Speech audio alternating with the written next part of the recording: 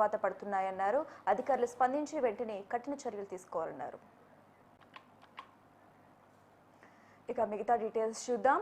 తిరుమల శ్రీవారిని వీఐపీ విరామ సమయంలో మాజీ డిప్యూటీ సీఎం వీరభద్రస్వామి, టీటీడీ పాలక మండలి సభ్యుడు భానుప్రకాష్ రెడ్డి, పూతలపట్టు ఎమ్మెల్యే మురళీమోహన్ వేరువేరుగా దర్శించుకున్నారు. అనంతరం రంగనాయక మండపంలో వేద పండితులు వేద ఆశీర్వచనం అందించగా టీటీడీ అధికారులు తీర్థ ప్రసాదాలు అందించారు.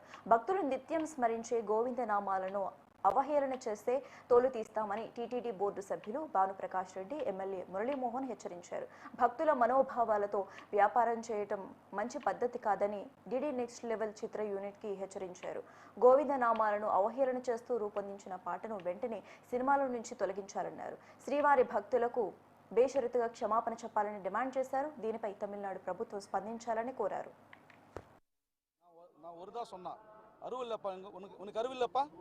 లోంచి చీమలు వచ్చినట్టుగా తండోపతండాలుగా వచ్చి తిరుమల శ్రీవారిని మలయప్పని దర్శనం చేసుకెళ్తారు.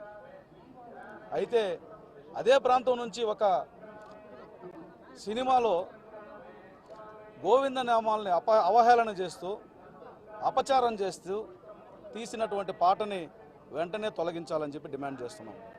తమిళనాడు ప్రభుత్వం కూడా జోక్యం చేసుకోవాలి. సినిమా అనేది సర్టిఫికెట్ ఆధారంగా ఉంటుంది. ఖచ్చితంగా ఆ సర్టిఫికెట్ ఇష్యూ చేసే ముందు ఆ పాటను తొలగించిన తర్వాతనే సినిమా రిలీజ్ చేసే విధంగా తమిళనాడులో ఉన్నటువంటి సెన్సార్ బోర్డు కానీ అదేవిధంగా తమిళనాడు రాష్ట్ర ప్రభుత్వం కానీ చర్యలు తీసుకోవాలి. ఇది ఒక ఆంధ్రప్రదేశ్తో ముడిపడినటువంటి వ్యవహారం కాదు. దక్షిణ భారతదేశంలో అత్యధిక మంది భక్తులు తిరుమల మలయప్ప స్వామి దర్శనం కోసం తమిళనాడు నుంచే వస్తుంటారు. అక్కడ ఉన్నటువంటి భక్తుల మనోభావాలు కూడా దెబ్బతిన్నట్టే.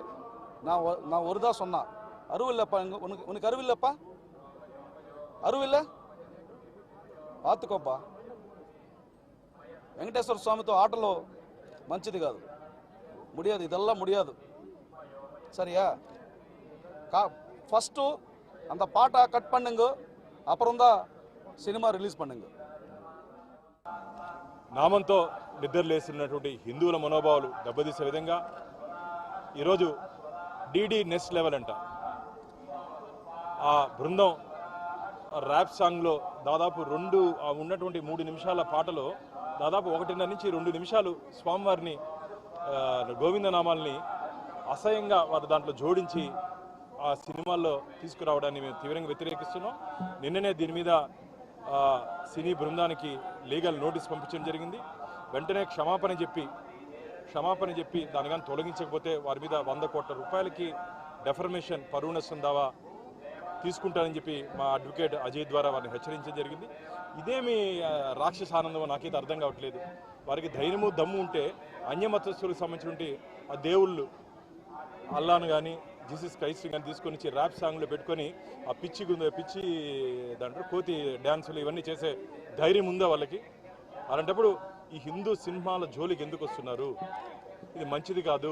తోలు తీస్తాం, జాగ్రత్త. మళ్ళీ చెప్తున్నాం, ఇది పవిత్ర పుణ్యక్షేత్రమైన తిరుమల కాబట్టి నేను దీనికన్నా ఇంకెక్కువ